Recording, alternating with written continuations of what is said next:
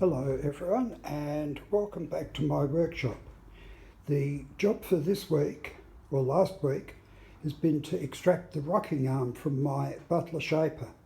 Now I had a friend who's teaching me machining come over and we spent 5 hours on this and we haven't actually quite got it out.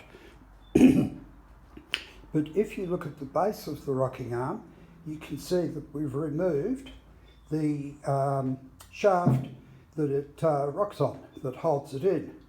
And in fact, the shaft is here.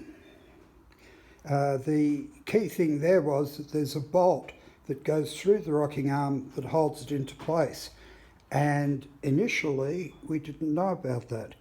But we found out and we eventually got it out without doing any damage, which was rather nice.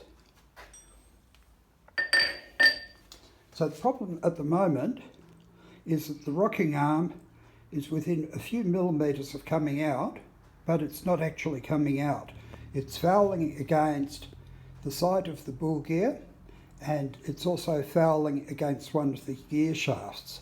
So the next job is probably going to be taking out some of the gears. Now I was hoping that I would be able to get the bull gear out without taking absolutely everything apart.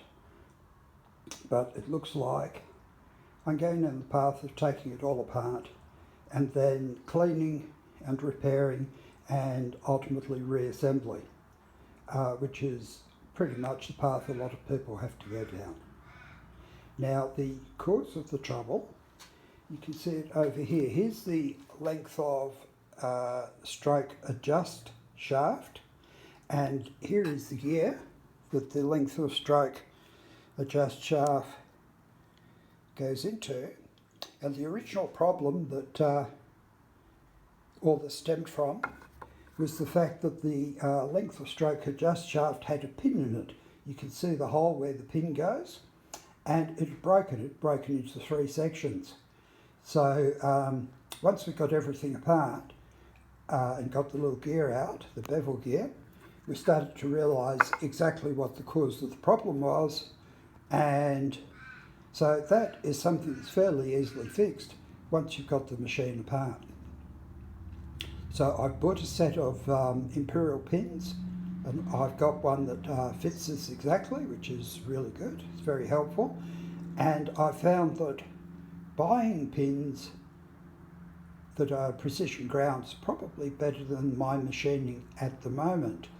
But I'm sure I'll improve, but that's just where we are at the moment. Now there was another surprise while we was taking it all apart. So this is the other surprise.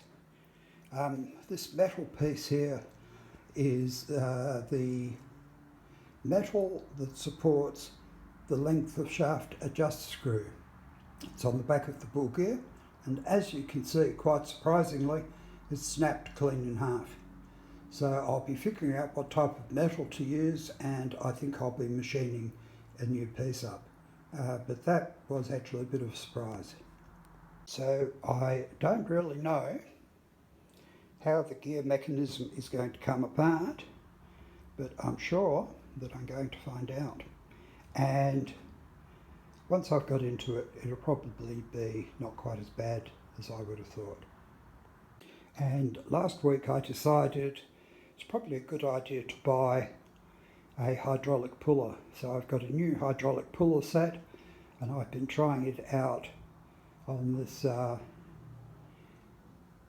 bull gear bearing, I think I would call it, and that has been reluctant to come off, and I don't want to put a lot of pressure on it because I could imagine it breaking fairly easily.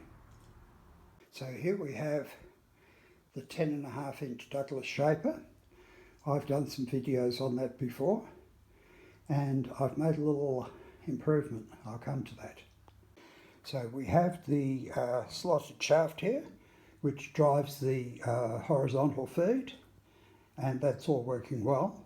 At the back of the shaft is a tapered hole, and I had created my own tapered pin, but before I created my own tapered pin, the machine, as it came to me, had a shaft with a roll pin in there, which wasn't in very good shape.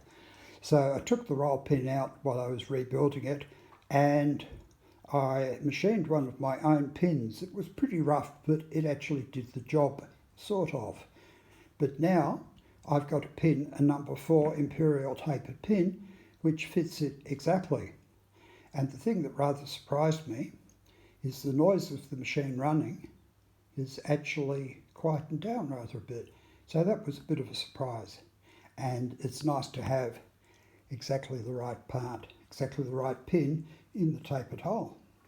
Now, you may have heard me talking about finishing up work I've been doing for a couple of universities, and I'm currently on the very last little bit of work. It's not particularly little, it's marking assignments for 50 students, and I'll be finished it, I would hope, maybe by the end of next week.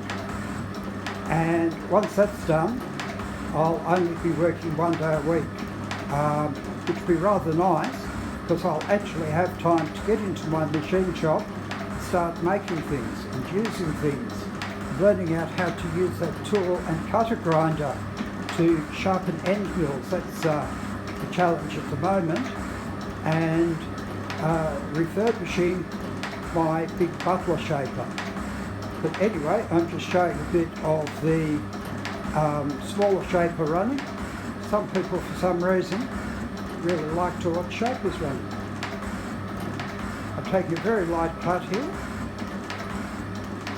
and a lot of the noise that I'd heard before, before I replaced the number 4 parallel pin, a lot of that noise has gone away, which is really great.